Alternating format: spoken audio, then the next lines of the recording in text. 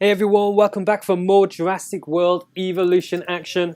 And I just want to say a quick thanks for all of the likes for the series so far. Keep hitting that button because it is massively appreciated. So this time I'm going to be talking about Isla Nublar. So I've just unlocked the island, and to unlock the island, you essentially need a 4-star or higher rating at Isla Matanceros. So I'm going to quickly take you through how I've managed to do that, what my park setup is like, and then I'm going to give you a preview of Isla Nublar, which is essentially a sandbox area. You don't have to do any missions, there aren't any contracts, you've got a huge park, and you can just build the best Jurassic World experience that you can put together. So it's going to be a lot of fun.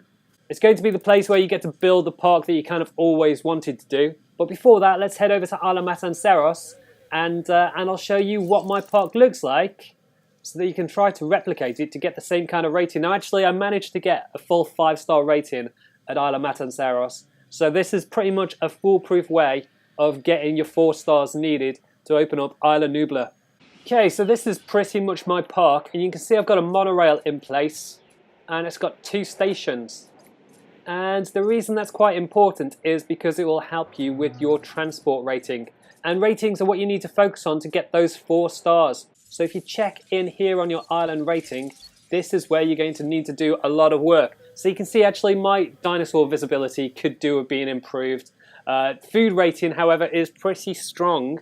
And essentially that's just about putting in as many kind of fast food places and restaurants that you can. But you can see I've got some improvements to do there because my guest count keeps going up. So as your guest count goes up, the amount of fast food places and restaurants that you need goes up as well. So each time you get an improvement in guest count, you need to throw in some more fast food joints. I mean, fun rating is really high, and a lot of that is down to the fact that I've got some arcades in, and my shopping rating is also pretty high because I've got a good coverage of shops. And there you can see at the bottom my transport rating is at 70%. So the reason that's so high is literally because I've got 2 stations on my monorail.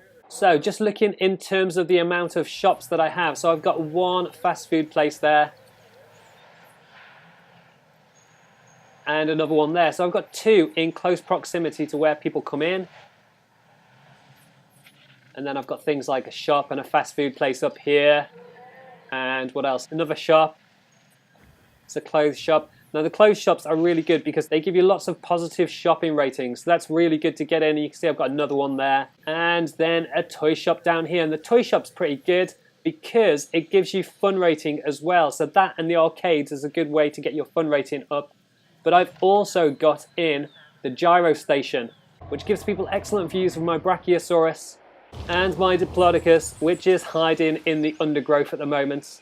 The gits. And actually this facility is massively contributing to my dinosaur rating. So not only has it got good views, but it's also got some really impressive dinosaurs. So a Brachiosaurus and a Diplodocus will hugely increase your island rating. However, the other thing that I've got in is this bad boy, a T-Rex. And he is really drawing in the crowds. He's pretty healthy, he's roaming, he doesn't like any other T-Rex in there.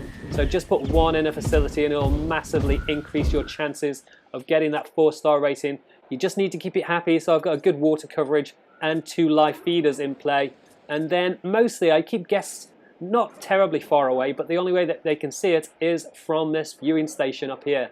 That's probably one of the reasons my dinosaur view ratings are not so good. So I could theoretically try and put in another viewing station here, or I can move things around and try and put one in up here if I can kind of jostle it around. But I don't necessarily need that, or I didn't need that to hit the 4-star or the 5-star rating. So that's the 2 big hitting pens. So my kind of big dinosaur enclosure here, my T-Rex here. I've also got a Ceratosaurus over here, and again he's pretty much in there on his own. And if you wanted to increase your rating for combat infamy, essentially what you'd need to do is throw in additional kind of carnivores in here, smaller carnivores for these to take down, and that'll give you a bit of battle infamy. And then finally I've got 2 other pens.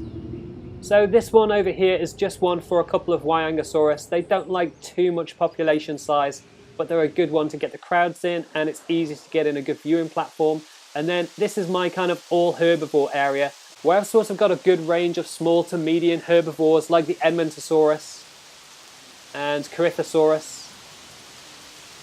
I think I might have, yeah, what have we got here? And a Struthia minus. Got a couple of Struthia minus. So you can see I've got a good few things in here. And I could probably put in like a Triceratops maybe, which would again just increase my ratings a little bit. So it's pretty easy to do that. Just get in a Triceratops. Now, while it's a good idea to put in at least one hotel, putting in more hotels increases your population size. And again, you'll kind of have to keep trying to work harder to get more food places in. So don't go too far overboard with the hotels. You just want kind of one in to be able to get the park numbers up. But if you put too many in and you're getting too many people, you'll just need to throw in a lot more clothes shops and toy shops and fast food places to keep everybody happy. So it's a good idea to kind of manage that ratio a little bit. And that's it, guys. That's what I've done to hit the 4-star rating. And I think my park's looking pretty cool. Loving the gyro station around the Brachiosaurus. It's pretty amazing. And all of this contributed to unlocking Isla Nublar, which I'm going to give you a quick preview of now. So I've not been there yet. It's pretty much just an empty sandbox area. There's no missions, there's no contracts. It's just you, your own park, and you can do what you want to do. So we're going to have a look at that now. Here we go. My story with the dinosaurs began here at Isla Nublar. This island is where I came to first question everything I knew, everything I held dear. Not because that what happened here was impossible. Obviously it wasn't. I'd say we can't live in the past, but that's kind of what we do, isn't it? I guess if we can bring back extinct animals, why not bring back extinct parks? Okay, so Isla Nublar. Turns out I've been saying Isla really badly. And good old Jeff Goldblum has corrected me. So it's Isla Nublar. So the facility has an unlimited budget, which is pretty cool. You can access a variety of different gameplay settings, some sandbox settings in the options menu, including options for weather, disease, and time of day. Essentially, I'm going to just make this the most temperate, relaxing experience possible. And you can use all your currently available assets on Isla Nublar, return to operations on Las Cinco Muertas to unlock more. Cool.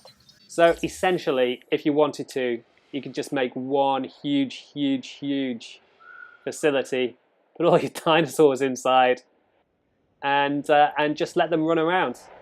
What I like is all the different kind of water, tree combinations. It looks really sweet. So obviously we've got no one coming in as of yet, and we've got a lot of building to do, but I wanted to just show you how big it is before the end of the video. So just going to show you where all the lines are. It's huge, absolutely huge. I mean, this is completely zoomed out, but it just keeps on going on down here and around here. So it's just this huge basin, pretty much. So lots and lots of space to be able to put in your best park. And the budget is unlimited, so you don't need to worry about funds. This is just literally the playpen. So I'll probably come back and do a follow-up video towards the end of the series to show you what my playpen looks like. But that's everything you need to know about Isla Nublar, how to unlock it, and what you can do here. Hopefully that helps you guys out, and if it does, drop us a like below. You can also check out the rest of our series for Jurassic World Evolution with the links on the right-hand side. And don't forget to subscribe to the channel with the links on the left-hand side. Hit that bell button if you want to get notifications for all of our videos. Drop any comments below, and I will catch you next time. Cheers, guys. Goodbye.